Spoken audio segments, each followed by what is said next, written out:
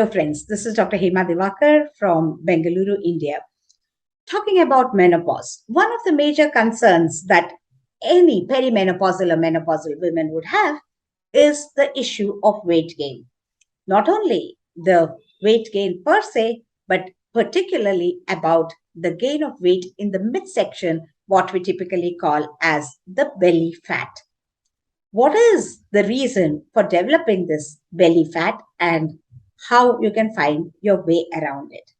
Well, as you are all aware, what happens during menopause is the female hormone called the estrogen drops, and thereby gradually the menstruation also stops.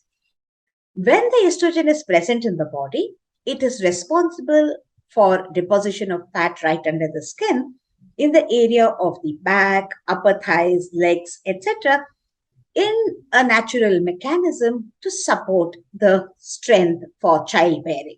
But when the estrogen declines or drops, there is a tendency for this fat to move up into your lower abdomen, typically depositing as the belly fat. One of the key differences, this is just not a fat under the skin. This is what we call a visceral fat, which means that it is an internal fat deposition around your internal major organs, and therefore, besides and beyond the cosmetic concern, you really have to pay attention to the health hazards that this may bring within itself. The change which happens is the decrease in the muscle mass and slowing down of your metabolism in the body, promoting deposition of more fat. There's also an issue of insulin resistance. This may look like a technical jargon or a medical term, but when you're taking antibiotics, repeatedly you take antibiotic and you say, I'm resistant to this antibiotic.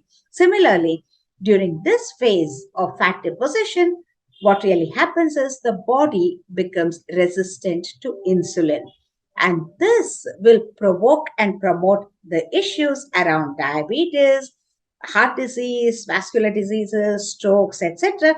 So getting rid of this belly fat is really, really crucial. Once again, I repeat, not only for the cosmetic reasons, but to have you in good health.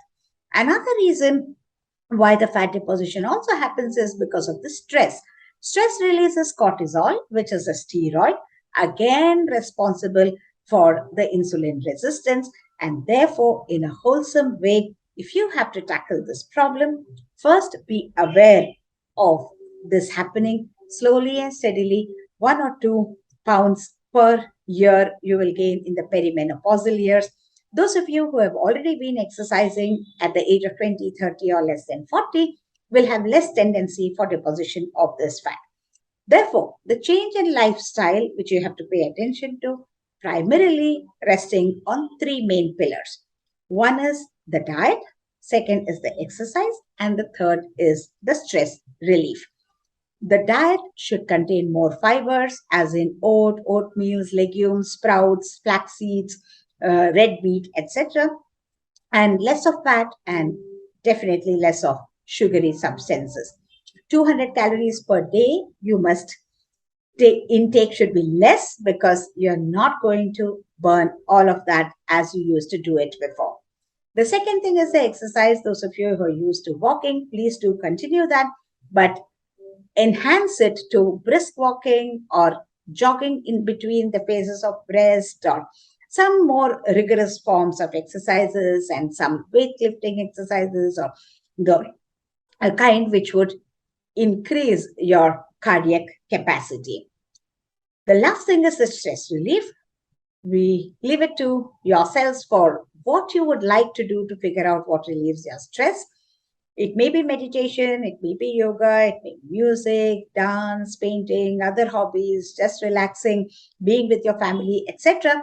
So the importance of all of these, of the eat right, exercise at least 4 times in a week, and also pay attention to the stress levels and refrain from escalating it.